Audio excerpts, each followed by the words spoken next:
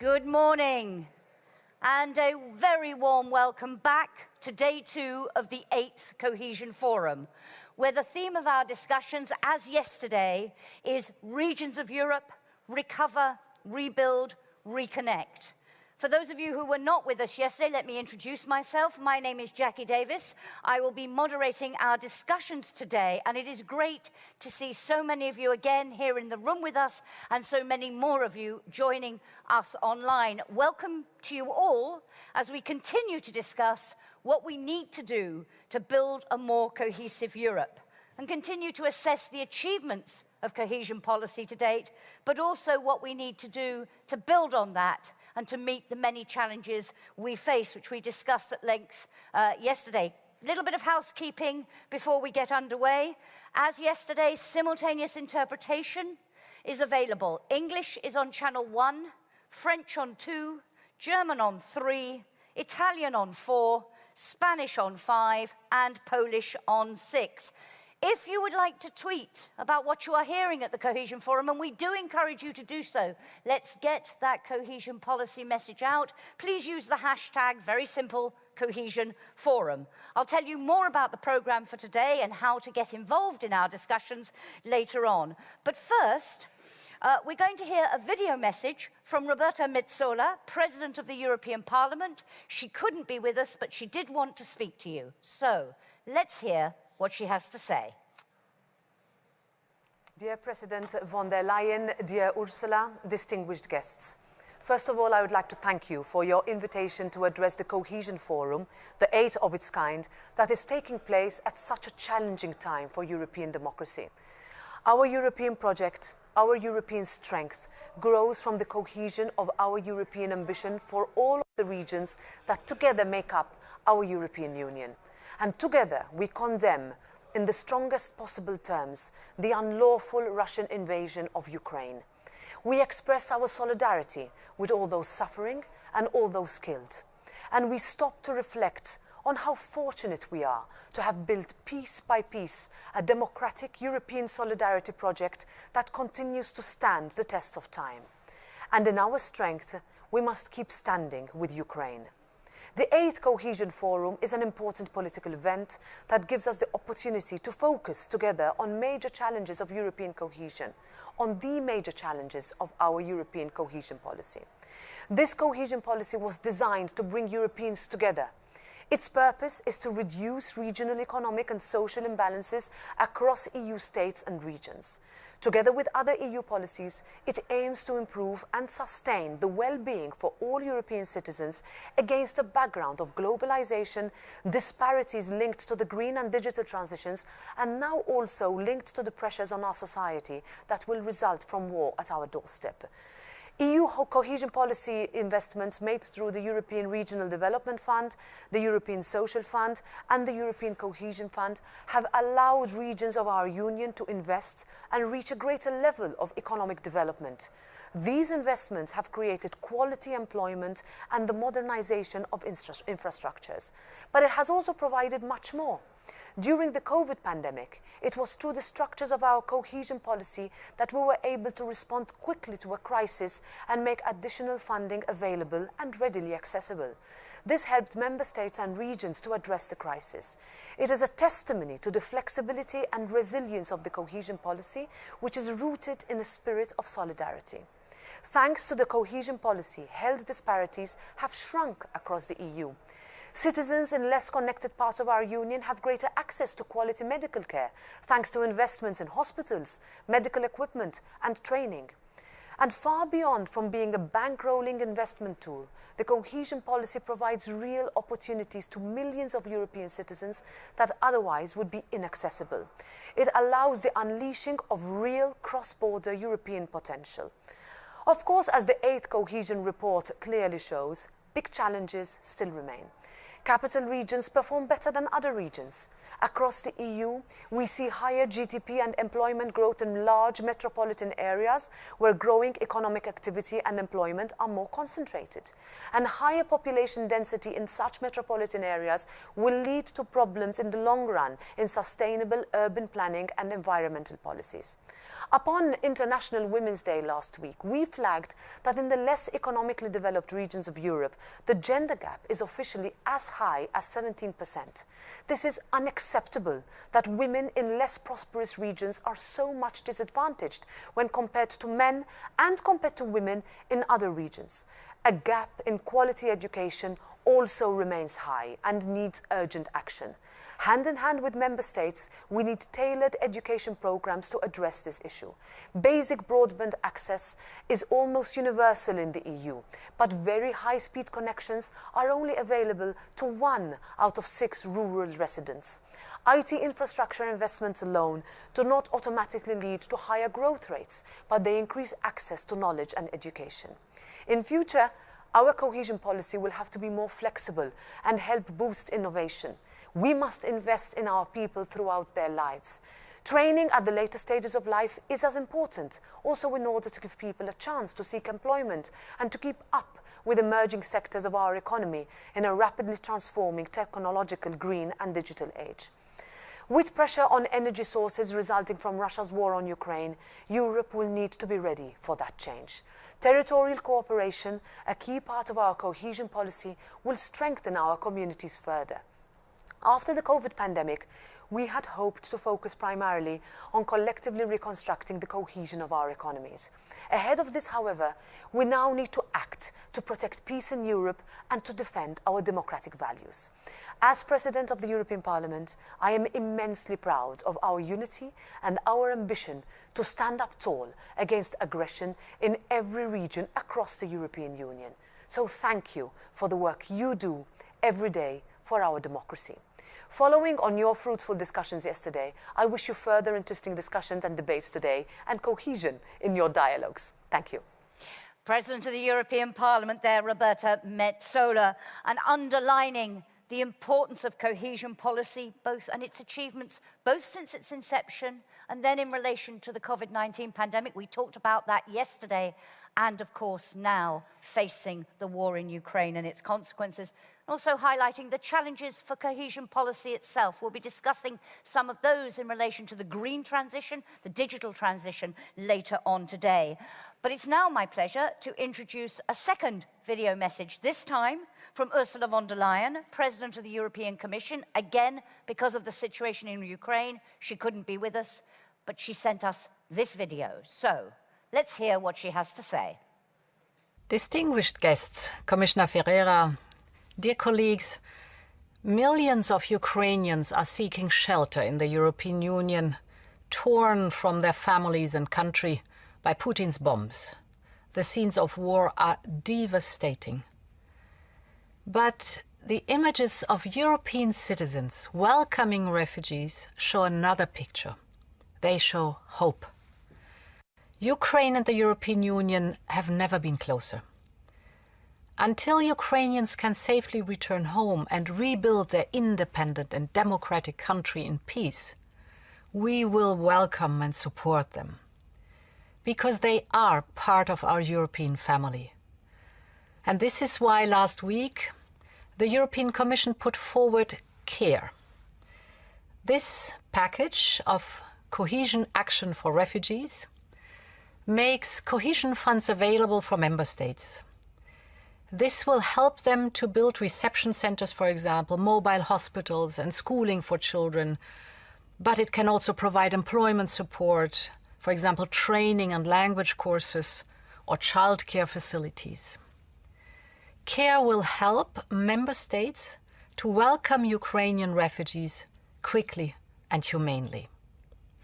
And for me, this is a truly inspiring example, because it shows what a difference cohesion policy can make, both as a short-term response to crisis and a long-term investment in democratic resilience. And the good thing is, there are so many examples like these everywhere in our union. from our pandemic response, for example, where cohesion funds supplied ventilators, hospital beds, and medical equipment, but also to the green transition. They all demonstrate the impact of cohesion policy in the everyday lives of Europeans. We all know the great strength of cohesion. First, it's pure power, because cohesion comes with impressive financial backing. We're talking about nearly 400 billion euros from 2021 to 2027, with an estimated 100 billion on top from member states. But this is not all. Cohesion policy is so powerful, first and foremost, because it delivers on a core promise of our Union, that all regions are equal, that European citizens, no matter where, can live safe and prosperous lives. This promise brings us here today. I'm grateful to be able to address this Cohesion Forum, because today we need cohesion policy more than ever. And that brings me to the second strength. Cohesion is a driver of change. As you know, Europe stands at the beginning of a new transformation. We want to become the first climate-neutral continent by 2050. And all across Europe, citizens have started on their way to a net zero future. They want to live in greener cities and breathe fresh air. And they want to have a real choice between working, for example, in the city or the countryside. Cohesion policy will help to make this transformation happen. Just remember the 1970s. Back then, money from cohesion funds supported European coal and industrial regions in their necessary transformation. Where coal was once mined, we built universities and science centers.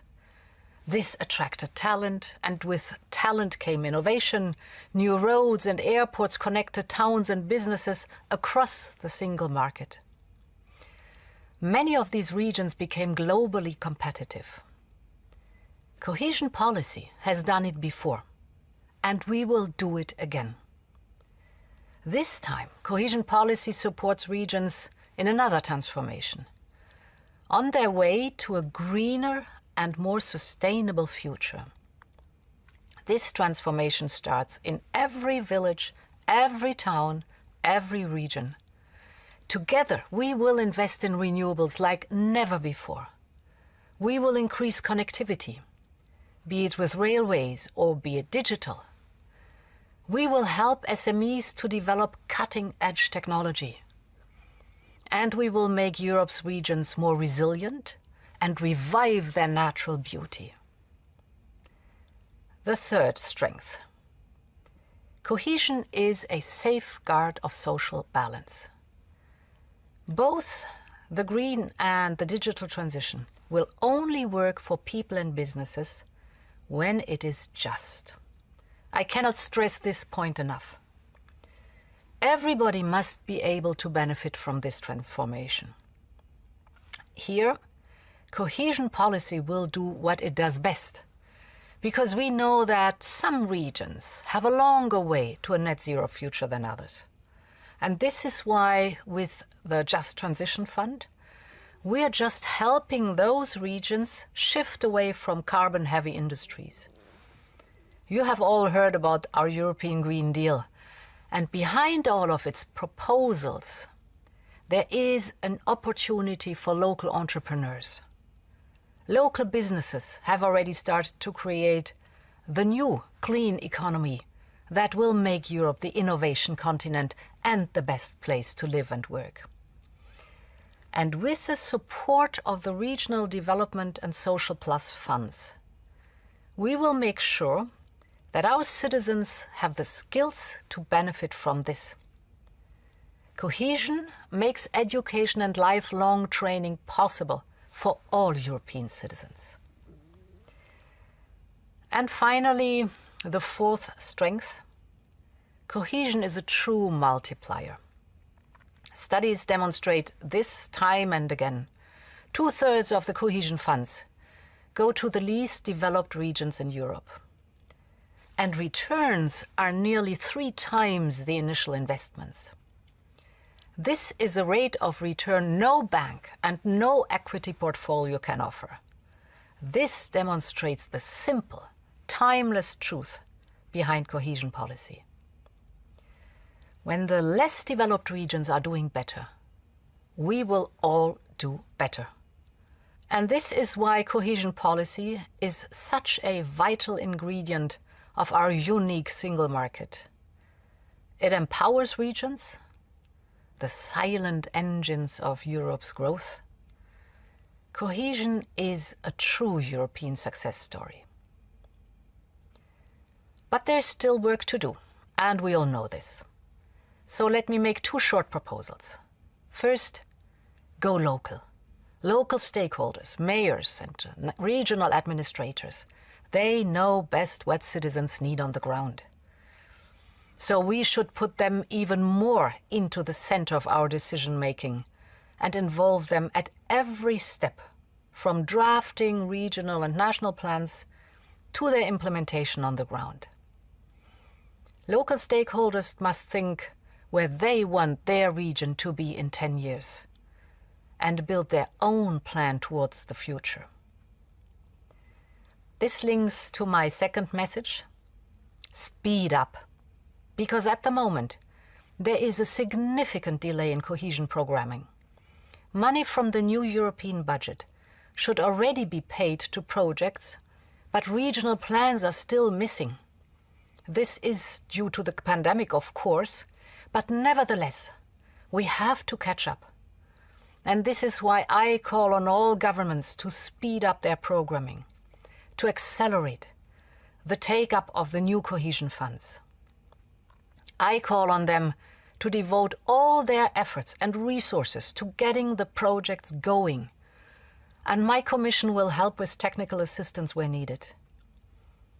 Because we want every region in Europe to emerge stronger from the pandemic, greener, more digital, and more resilient.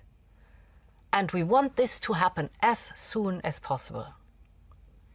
And this is where Next Generation EU comes into play, our €800 billion recovery program. Cohesion policy and Next Generation EU can complement each other. Like in Valencia in Spain, where there is a biomedical research institute that has the capability to do gene sequencing. This helps us to control the emergence of new variants and be one step ahead of the virus.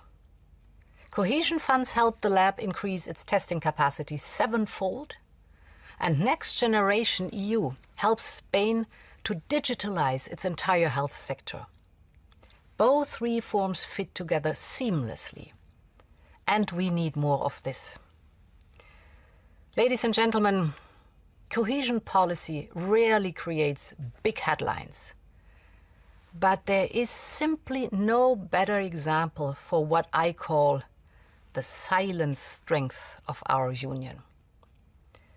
The promise that we all enjoy the fruits that come from peace and progress, that no region or community is left behind, because we invest in our future together. And this makes our towns and regions prosper. Cohesion policy is the instrument of choice for all regions to reap the benefits of our new European growth model. Because in Europe, we pull each other up.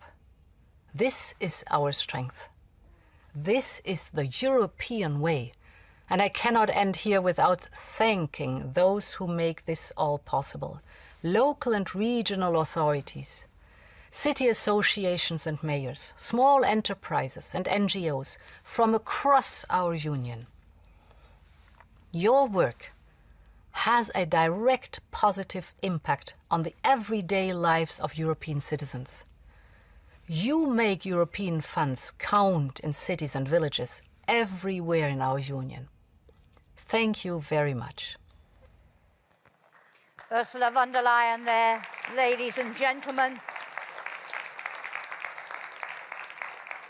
The silent strength of our union, the importance of cohesion policy, that true success story, she called it. We're going to talk later. She talked about it as a driver of change. And we're going to look at how it can and is helping to drive change, both in the green transition and in the digital transition later on. But it's now my pleasure to welcome back on stage Elisa Ferreira, European Commissioner for Cohesion and Reforms, to introduce our next keynote speaker. Commissioner.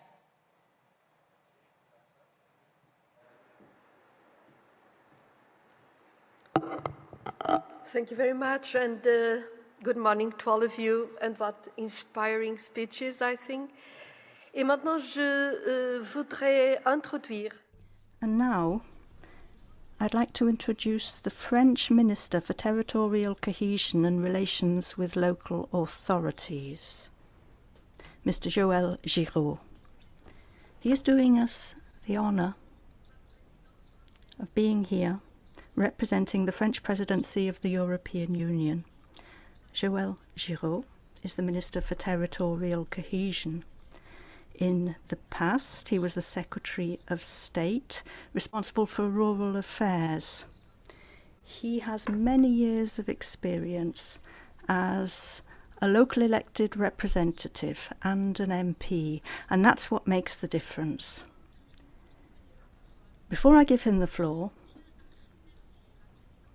I'd like to thank the French presidency of the European Union for the events that have been organised on the subject of territorial cohesion, the cohesion policy, and the informal ministerial conference for ministers responsible for cohesion, the opportunity for a discussion on the measures that need to be taken to be more effective in our fight against territorial disparities. It was an extremely important discussion. Thanks again to the French presidency for having organised it. I'd also like to thank the French presidency for the rapidity with which discussions on the Commission's initiative to tackle the refugee crisis have been put in place. The CARE initiative. The French presidency put this initiative straight at the top of its list of priorities.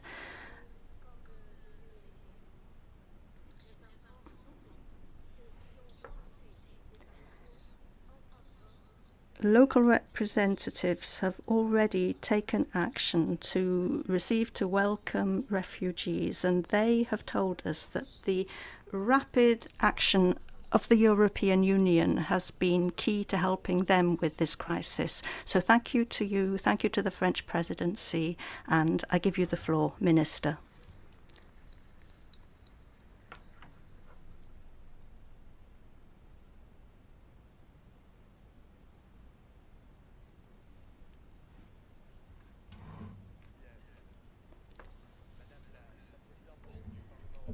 President of the European Parliament, President of the European Commission. Commissioner, dear Elisa Ferreira, we've worked together so often, even before the French presidency of the European Union. Elected representatives, ladies and gentlemen, dear friends of the European cohesion policy, as the President of the Commission and the President of Parliament have already said, we have every reason to be worried about the situation just beyond our borders, the Russian invasion of the Ukraine. This is our model of solidarity being attacked by our neighbours, the model of solidarity that underpins cohesion policy, the model of solidarity that the French presidency wishes to promote. 2 weeks after the informal meeting of 27 ministers responsible for cohesion in Rouen, we are here to talk about our solidarity-based policy, the cement in the edifice of the European Union. We need to redesign it for the future. When we talked about this weapon for peace at the beginning of the years 2000, it looked slightly out of date, something inherited from a past era. So much so that it was regularly challenged. Quite simply, because we no longer needed to rebuild, to reconstruct a Europe dashed by war. We were simply building a more prosperous Europe. Its contribution to investments in the Union has still kept it centre stage, and the terrible war in the Ukraine at the moment reminds us of its true importance. These dramatic events on our borders have triggered a wave of solidarity long unseen.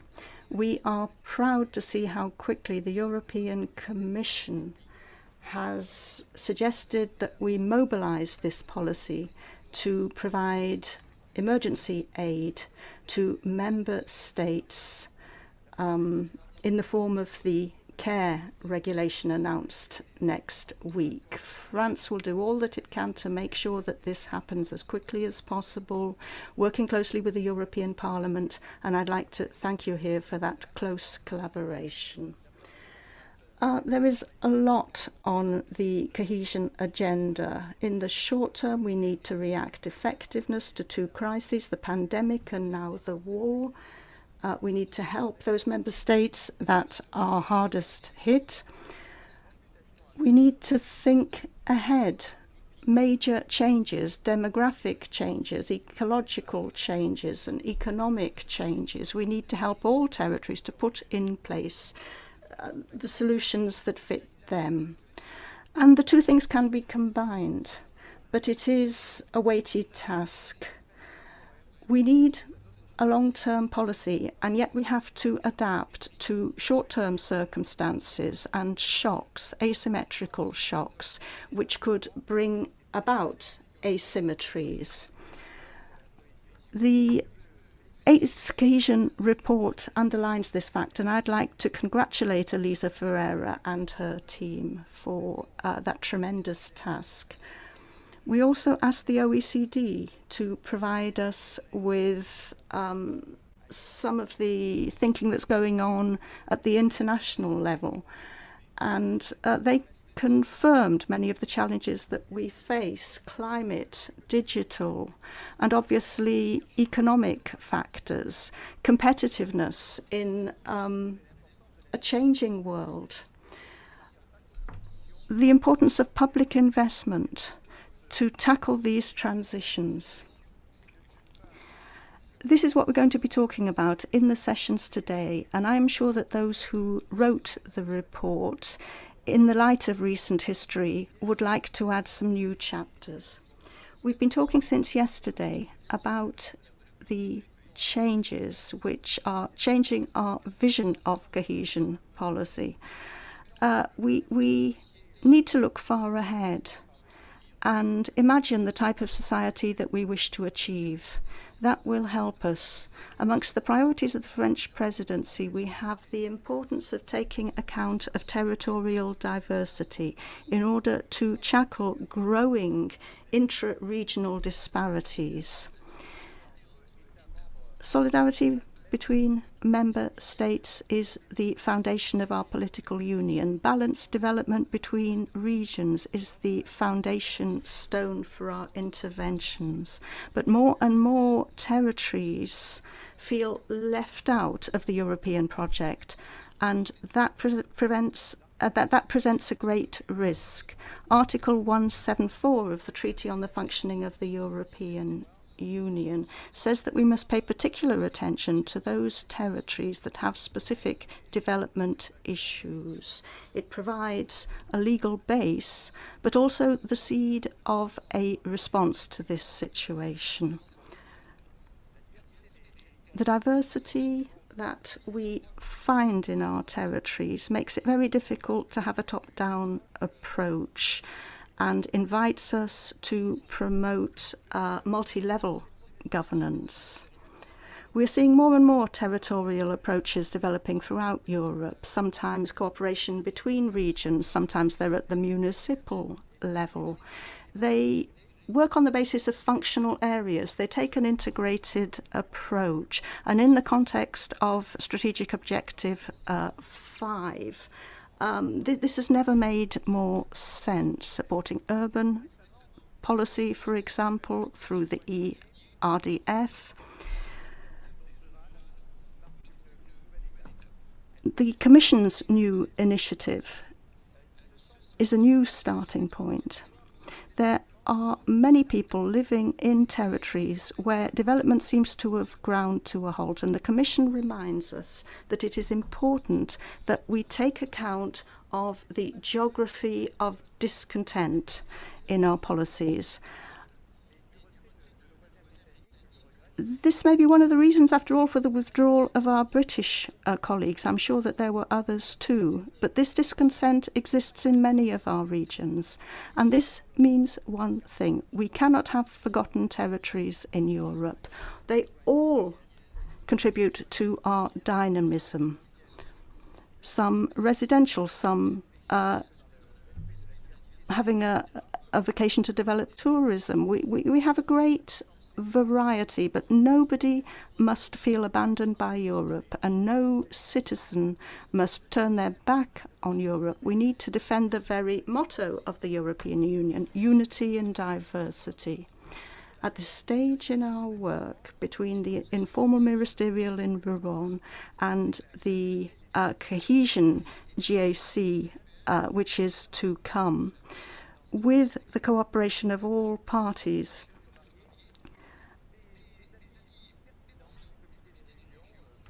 with the contribution from the Committee of the Regions, we are now at the Cohesion Forum, which is a key milestone. And we can do a lot to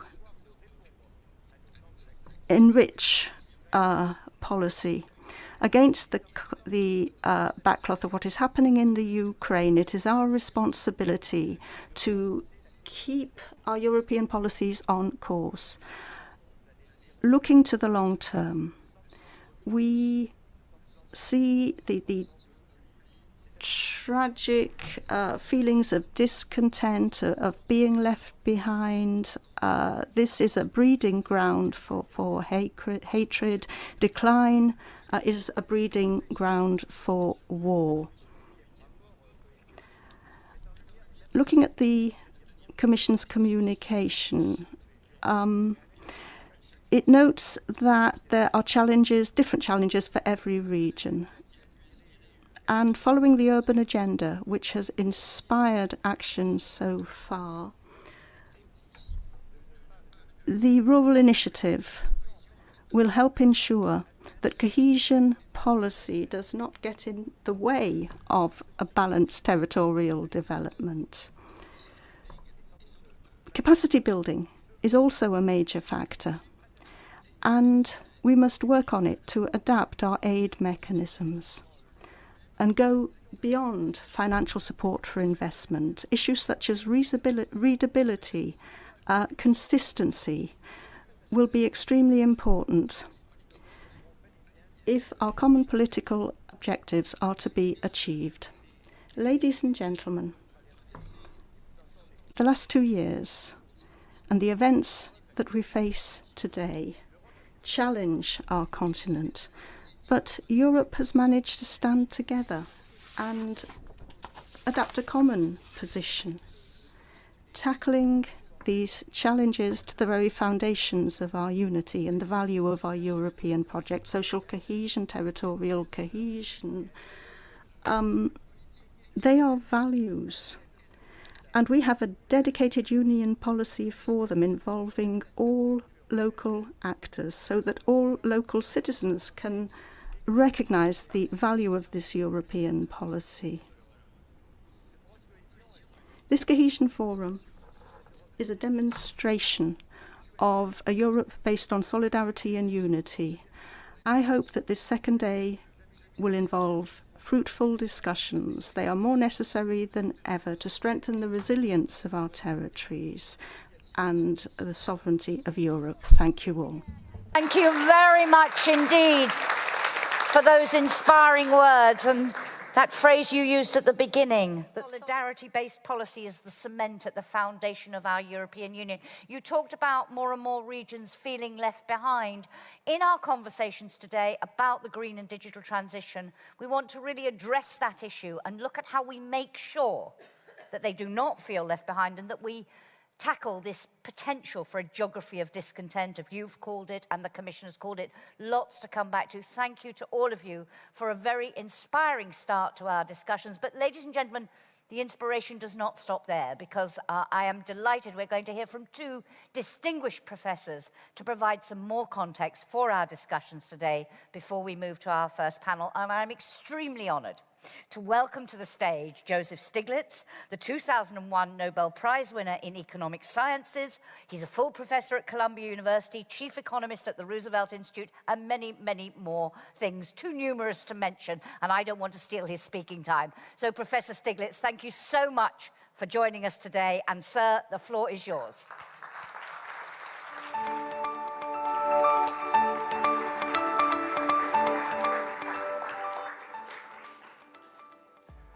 Well, it's a real pleasure to be here.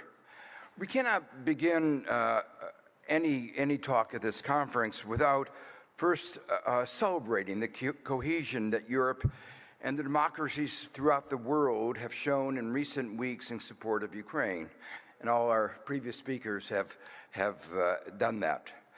The events make it necessary in some sense to change the shift of some of the focus of some of my remarks. I would like to add my perspective on some of the broader aspects of cohesion by examining cohesion through a historical, academic, and economic lens. I hope this can help to find greater unity in the other battles we face, including the current and future pandemics, climate change, and the deep inequalities within countries, within the territories that divide our societies. I begin my book, People, Power, and Profits, by asking, why is it that our standard of living and our life expectancies are so much higher than they were 250 years ago? Standards of living had stagnated for centuries, with incomes a little higher in 1750 than they had been 2,000 years earlier. The simple answer is the Enlightenment and Enlightenment ideals. We said that progress was possible, that we could use science to understand the world around us, and that through advances in social and political organization, such as you've been engaged in here in Europe, we could cooperate better. At the heart of these advances are institutions and processes through which we ascertain the truth. Cooperation is essential for our well-being, and cohesion is necessary for effective cooperation. For large democracies like the United States and EU, there is a need to have cohesion, territorial cohesion, across disparate parts of the territories. These disparities have, in fact, over the last 40 years, been increasing in many ways, and even when there has been progress in reducing them, large gaps remain. Without this heightened level of cooperation, our knowledge-based modern society would not have been possible, nor could the democracies that we cherish be sustainable. Underlying this cooperation were ideas like liberal democracy, basic human rights, checks and balances, and the rule of law. The pandemic has illustrated well the triumphs of Enlightenment ideas. In record time, we developed and tested powerful new vaccines and therapeutics based largely on publicly funded research and with the cooperation of scientists around the world. Cooperation between the public and private sector led to the rapid scaling up of production and the distribution of the vaccines within advanced countries. But the pandemic also illustrated the limitations of global social cohesion to the detriment of the well-being of all. Within many countries, anti-vaxxers refused to get vaccinated, and many refused to wear masks. They championed their own liberty, thereby putting the rest of society at risk. And many of the advanced countries showed an ugly vaccine nationalism. They hoarded vaccines and other COVID-19 products, not understanding that when the disease festers anywhere in the world, there is always the possibility of a more dangerous, contagious, or even vaccine-resistant mutation. Until everyone is safe, no one is safe. We needed to do everything in our power to ensure the rapid production and distribution of vaccines. We did not. There is little doubt in my mind that had we quickly adopted the vaccine intellectual property waiver when it was first proposed to the WTO in October 2020, fewer people would have been affected and fewer would have died. Our lack of cohesion did not serve our own interest.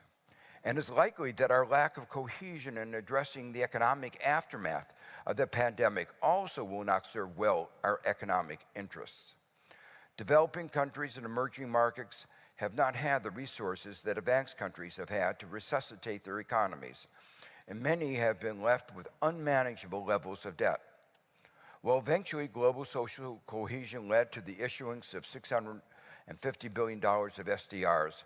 Advanced countries that don't need additional reserves have so far agreed to recycle too little of their allotments to the countries that desperately need those funds. The next natural question is why, until now, has there been so little social cohesion? Even now, within the United States and elsewhere, there are people who admire Putin. Why is nationalism and populism on the rise? Why, in spite of their proven successes, are Enlightenment ideals not universally supported?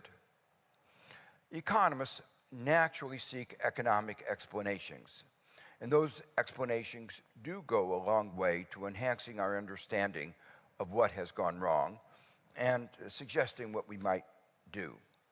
For the past 40 years, advanced countries have experimented with neoliberalism, an economic approach that elevates the market above all else and denigrates collective action and the role of government. It embraces and elevates some parts of the Enlightenment ideals but neglects others. In the end, neoliberalism was a failure. Growth was lower than before, and the fruits of that limited growth went disproportionately to those at the top of the income ladder. There were many territories, many regions, many people that were left behind, a subject that has already been raised. The economy exhibited high levels of instability marked by the 2008 global financial crisis and the euro crisis. The capitalist system seemed rigged. Corporate power, greed, and exploitation ran rampant. Environmental deterioration sped up around the world. We could have used the improvements in economic efficiency that globalization and technological change had promised to ensure a shared prosperity and to advance the environmental agenda. But neoliberal ideology did just the opposite. It hollowed out the middle class and then hollowed out the welfare state just when we needed it the most. Growing economic disparities and increasing economic segregation, increasing territorial disparities in many advanced countries weakened social cohesion. In today's world, of course, we must think of cohesion not only within countries, but across countries, and across generations, and across time. Neoliberalism undermined all of these. In the euphoria that followed the collapse of communism, there was hope that we would all converge to liberal democracies and free market economies. with the two and economic well-being inextricably interlinked. And this excessive, perhaps even blind optimism led us to pay too little attention to the growing divides and alienations within our societies and to the excesses to which unfettered markets gave rise. Neoliberalism, with its short-sighted focus on narrowly defined budget deficits, led to underinvestment in protecting the environment, and with its short-sighted focus on deregulation, led to financial instability. Both threaten the well-being of future generations, weaken cohesion across generations and across territories. Austerity policies contributed to divergence. In short, neoliberalism undermined cohesion, divided societies, and left a fertile field on which populists and autocrats could sow the seeds of nationalism.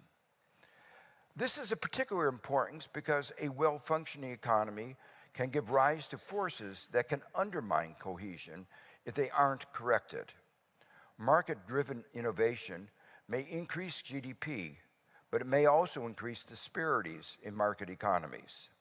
Unfettered capitalism may create jobs and increase profits, but it may also lead to the exploitation of workers and to working conditions that no humane society would call acceptable. Too often, in too many places, this has happened, and neoliberal ideologies have inhibited the corrective collective action required. Ironically, modern economics has shown that even without these abuses, there is no presumption that either the pace or direction of innovation is optimal in market economies.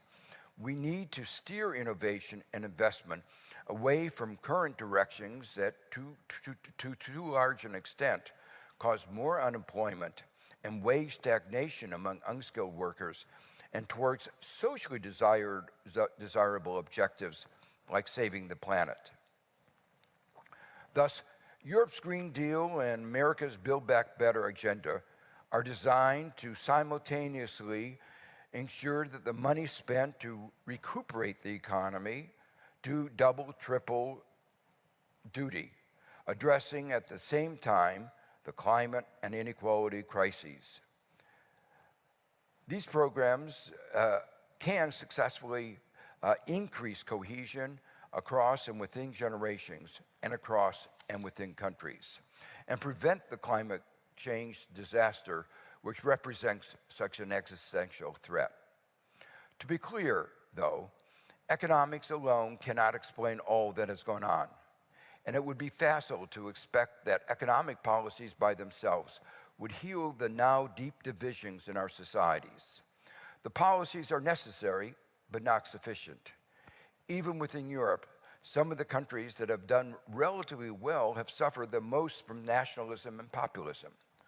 More curious is that among the strongest supporters of neoliberalism are citizens who have been its victims. Sometimes ideas and ideologies can be even more powerful than interest. But here's the rub.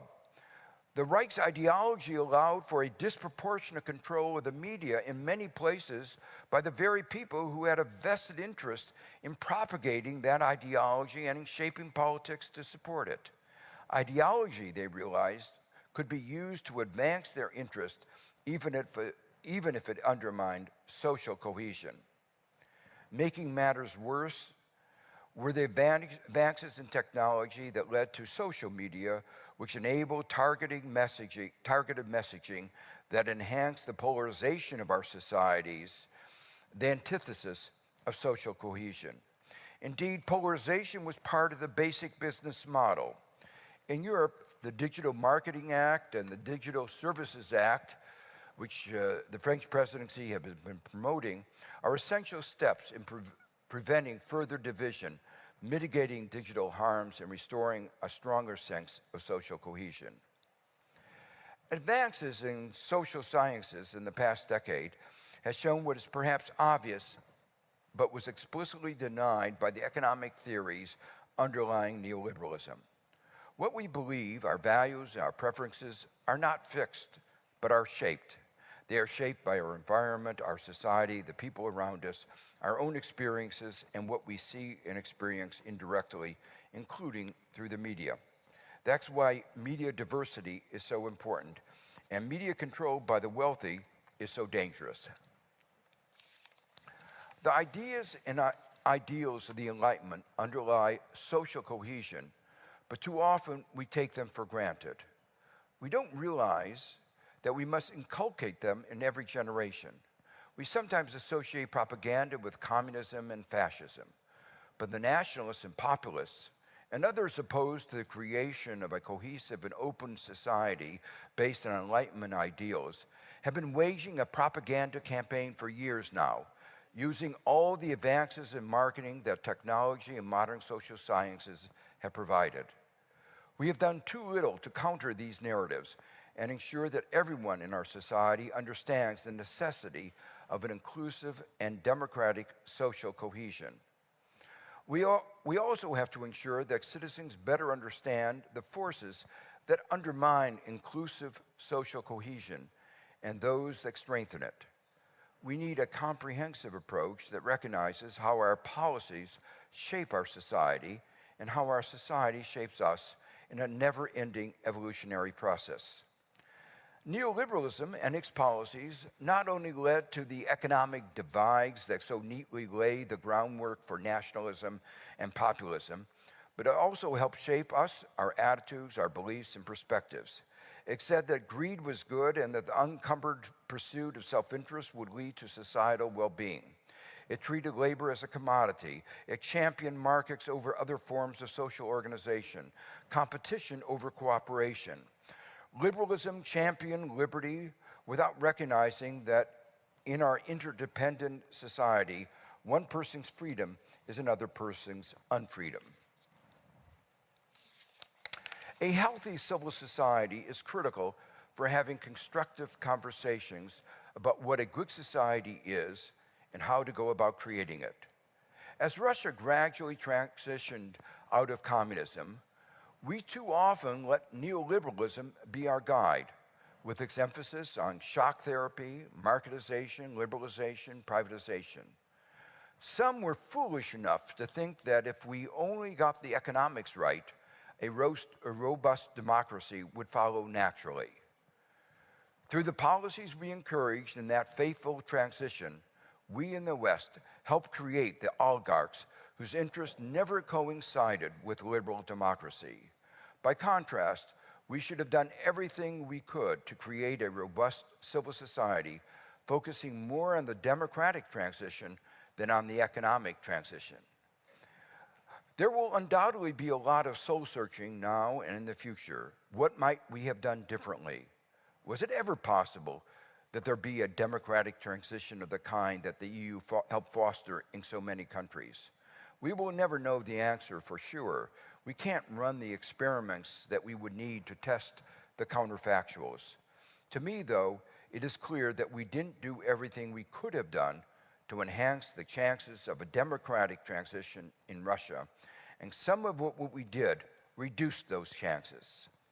Today, we face quadruple crises: the war in Ukraine with its almost certain aftermath of a new Cold War, the climate crisis, the inequality crisis, and the pandemic. This is a critical moment, and we must use every tool at our disposal to increase societal cohesion and reduce disparities. There are several things we can do right now. Cohesion entails not only reducing current inequalities, but also a fair sharing of the burden of the challenges facing us, including those posed by the Ukrainian invasion. First, with some companies doing so well and some suffering from inflation, we must impose a temporary war and pandemic profiteering tax on companies taking advantage of the current circumstances to increase profits at a cost to others.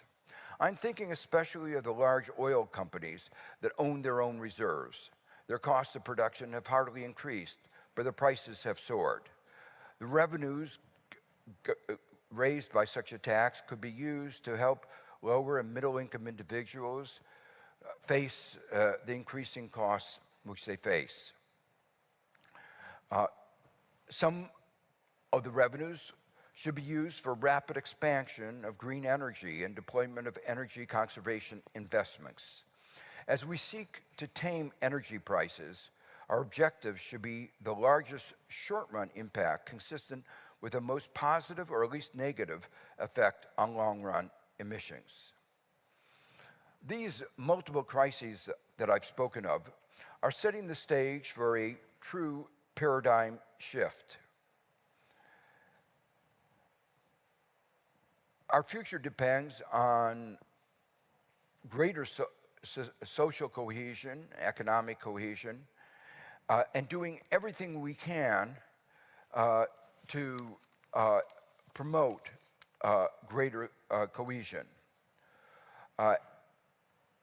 These crises are also moments of reflection. What is it that really matters? The willingness of so many in Ukraine to risk their lives to maintain their democracy is a reminder of how precious and fragile our democracies and our human rights policies, our human rights are.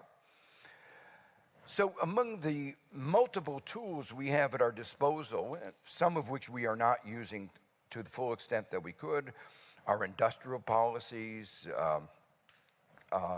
There's a need and a lot of discussion now of changing Europe's fiscal framework, its Growth and Stability Pact. These have posed a set of constraints, given rise to a set of policies which have actually impeded convergence and have expanded the disparities that exist, or at least reduced the speed with which they're reduced. Instead, the cohesion that Europe demonstrated in response to the pandemic, the 750 billion euro issuance of Eurobonds, has to be built upon with a far greater EU budget financed by environmental taxes, wealth taxes, a digital tax, a common corporate income tax that could simultaneously increase growth, improve efficiency, and attack the multiple crises that I referred to earlier. There are still other measures, like expanding the scope of the European Investment Bank, which has played a very important role in developing other industrial policies to promote the green and digital transitions. Such measures would advance common interest within the EU, including the common interest in reducing economic disparities. And this, in turn, would enhance cohesion, enhance the ability to cooperate that, as I said in the beginning of my talk, is so necessary for long-run economic success. I want to conclude my remarks with a few comments in a more personal capacity as an American who has witnessed the fraying of our democracy and recognizes the fragility with its global consequences. Increasingly, there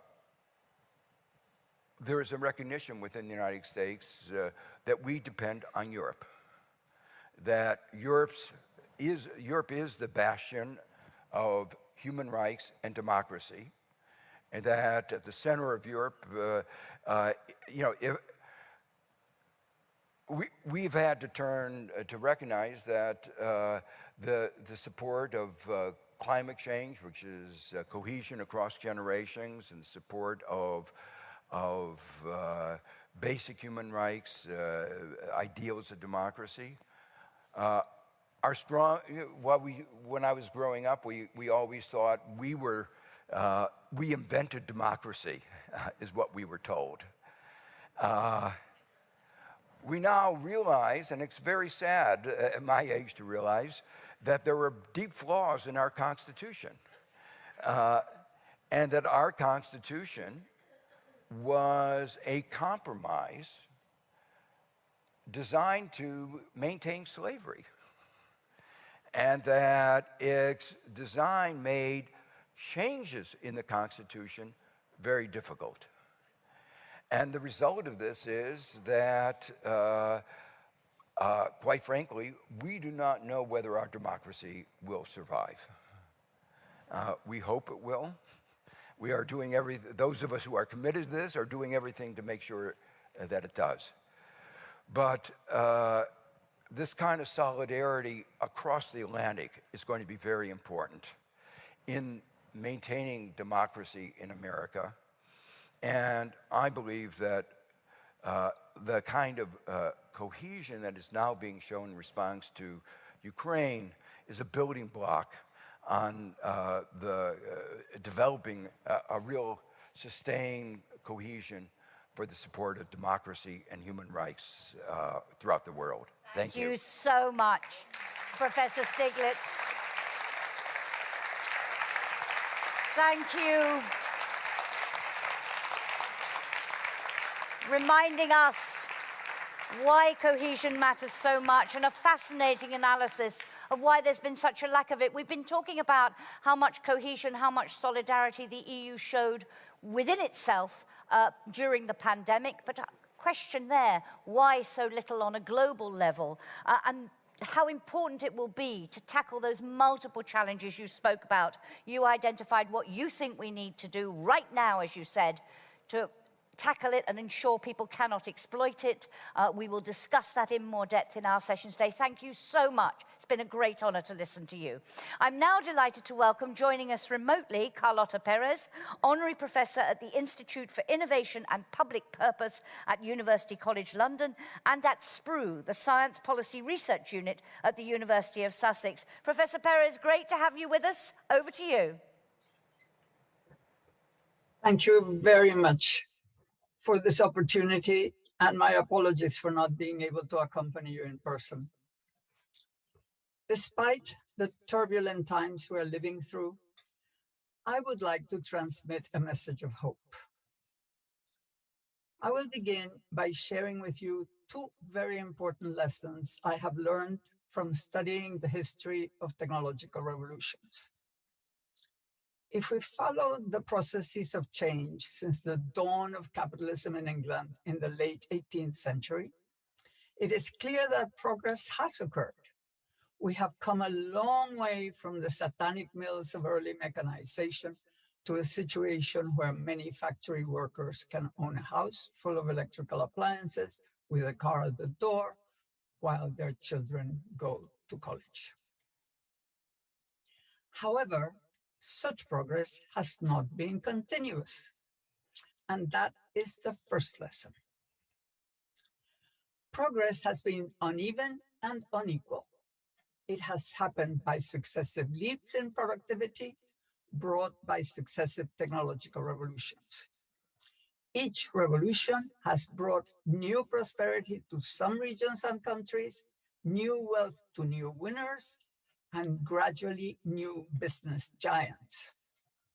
But each of these revolutions has at first brought turbulent times, the destruction of skills, jobs, industries, and even whole regions that were successful before. So greater equality has been reached only after going through periods of increasing inequality as we are experiencing now. The true leaps have occurred in what we usually refer to as the golden ages. The post-war boom, which the French call the Glorious 30, the Belle Epoque at the turn of the 20th century, and the Victorian boom in mid-19th. Each has taken place when governments have given directionality to the new technologies, when they have tilted the playing field so that markets can act in a synergistic way in converging directions. They have also reversed much of the inequality through welfare mechanisms and also regulated new business giants to make sure that their power for wealth creation benefits wider layers of the population. That is how capitalism regains legitimacy after it has lost it. However, the other lesson I have learned about market economies is that they don't respond in advance. They mainly respond to crises. Although successful businesses are those that look ahead and innovate first, governments wait until crisis hits, until the situation becomes untenable before acting to solve it. No matter how much experts may warn of impending risk, change will not be made before reaching the precipice. Rebellion, resentment, populism, violence, even wars put the system in peril, and leaders finally emerge and act. We are reaching that moment now. But whereas violence can be quelled and inequality is reversible, climate change is not. This time, the urgency is greater than ever. The future of humanity is at stake. There is no time to lose. In essence, it could be said that real progress has occurred for successively larger portions of society only when technological revolutions have been followed by socio-institutional revolutions. They are periods of win-win games between business and society, orchestrated by governments. And they all came after turbulent times. And I'm not exaggerating when I refer to an institutional revolution. The post-war golden age was shaped by suburbanization and the Cold War, involving government procurement, government innovation, social policies, going from unemployment insurance to public health and education, together with the strengthening of labor unions. It also included major international institutions, the World Bank, the IMF, the dollar of gold, the UN, where the enemy countries sat together, and also a Marshall Plan to reconstruct Europe. That whole framework is now weakened, and it's ready for revision and renewal. We are today in a multi-dimensional crisis that is calling for bold leadership. War, soaring energy costs, an increasingly tense multipolar world, a worldwide pandemic, unacceptable inequality within and between nations as fertile ground for populism, terrorism, and massive migrations, a global financial casino decoupled from the real economy and disconnected from the national economies, massive tax avoidance and money laundering, all in the context of the environmental emergency, already showing what can happen in terms of fires, floods, droughts, hurricanes, and other catastrophes. Yet, it is precisely because the situation is so dire and the urgency so blatant that there can be hope. And on this occasion, it is Europe that can lead the transformation towards the golden age of the information revolution, which could be smart, green, fair, and global. It's true that Europe did not lead the technological revolution of the information age, but it is the best place to lead the socio-institutional revolution required now. There are 4 reasons for this. First, although Europe is not the hegemon on the world stage, it is probably the most credible mediator. Second, it has already faced the complexities of multinational and multi-level governance and is still innovating. Third, since the late 19th century, Europe has been at the vanguard of innovation and social safety nets. As Stiglitz has just said, it is the model of democracy. And fourth, regarding the green transition, both the European Union and its member governments as well as its population, have taken the green transition seriously and have been acting upon it. All this is important because the three areas where major institutional innovations are probably needed are multi-level governance, the redesign of the welfare state, and the promotion of green lifestyles. Forms of governance are needed to handle an economy that is both global and local. A new safety net is necessary for the intensity of technical change, the growth of self-employment, the gig economy, and lifetime learning. And new lifestyles are required for both social and environmental sustainability. They have always been the source of the new jobs. In what sense must supranational and global governance respond to the new situation? There are major differences between the international economy, that we have left behind, and the global economy we're trying to grapple with. Global finance and global business are out of reach of the national authorities. And the multilateral organizations were not designed to handle this new globalized reality. At a minimum, we need a global institution capable of collecting a financial transactions tax from international transfers, especially those that go to tax havens, to fund a Marshall Plan for green investment in the global south. It should be noted that full global development is not only a humanitarian goal. It can be pursued for very selfish reasons.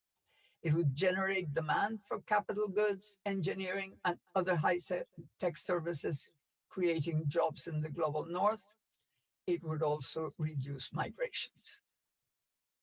But at best, some aspects of financial regulation could and should be handled at the global level. Otherwise, it will be a race to the basement. At the lower end of devolution, there is the governance at the local level. The hyper-segmentation of markets into mass-produced commodities at one end and long tails of specialized and customized products and services in small quantities at the other makes it possible for every locality, every community to identify one or more vocations and set a development strategy. This implies institutional innovations to handle stakeholder participation and consensus building in the community. And at the start, just as with entrepreneurs, it will require providing support in terms of human capabilities and finance. That is exactly what the European Union is now doing. Finally, regarding innovation in governance, there is the modernization of procedures. The digital economy has provided powerful tools for simple, transparent, and agile operation. It is not about computerizing the traditional practices and putting them on the web. Rather, as in the most advanced corporations, stiff bureaucratic rules would be reduced to a minimum. Services to citizens would be as easy, efficient, and seamless as those of Amazon. Information technology, including artificial intelligence, would be used to simplify standard procedures and concentrate on the creative tasks, on the achievement of missions, following Mariana Mazzucato's lead, and the pursuit of development strategies. The second area of urgent institutional innovation is the welfare state. The obvious fact that jobs for life is no longer the normal expectation makes obsolete the notion of unemployment insurance. Self-employment and the gig economy, plus lifetime learning, create new circumstances. Whether it is universal basic income, using automatically charged debit cards for everyone, with the amount returned by taxes by those who earn enough, or if it is some other system. It looks like some form of pre-distribution makes more sense in the new conditions.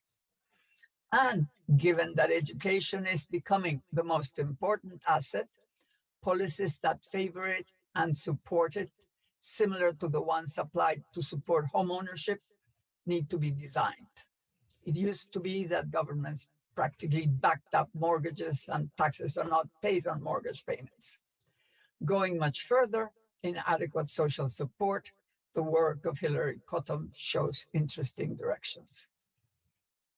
Finally, and perhaps most importantly for both the green transition and the creation of new employment, there is the promotion of a European way of life to replace the consumerist, wasteful, and untenable American way of life, which was so well suited to the previous mass production revolution.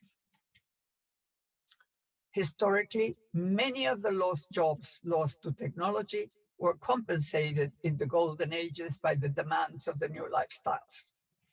The urban lifestyle of the Victorian boom required infinite new services in retail, house decoration, clothing, education, and so on. The cosmopolitan lifestyle of the Belle Epoque created innumerable jobs in the new systems of transportation, entertainment, communications, advertising, restaurants, cafes, music halls, etc. The suburban lifestyle of the post-war boom required countless products for the all-electric home, as well as multiple services from retail, banking, and real estate to health, education, and others. If we look at the trends being followed by the young and the educated, we see an emerging lifestyle centered on health, exercise, creativity, nutrition, learning, networking, and so on. This is how it has historically been.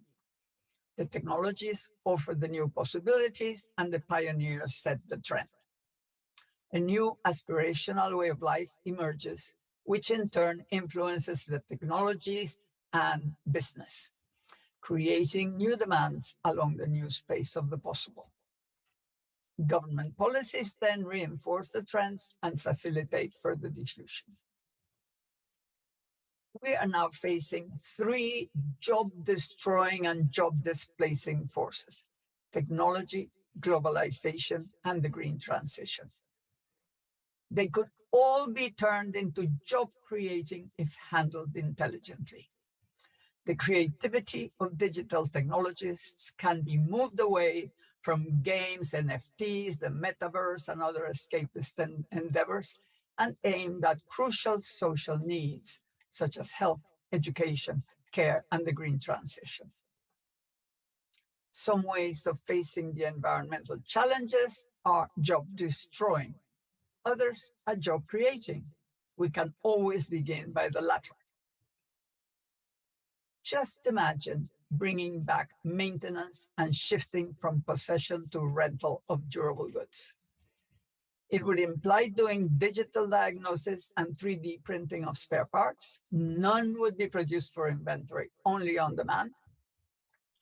People could change models as often as they wish, and enter at the bottom of the consumption ladder would cost very little. Every product would have a chip with its history, and all maintenance information would be online. Policies forbidding disposal in municipal garbage sites and an obligation to take products back when damaged would open the opportunity for rental companies. Jobs would multiply in the countries where the goods are produced and in the countries where the goods are consumed. Millions of jobs, and every family in the world could have access to a refrigerator without needing new materials.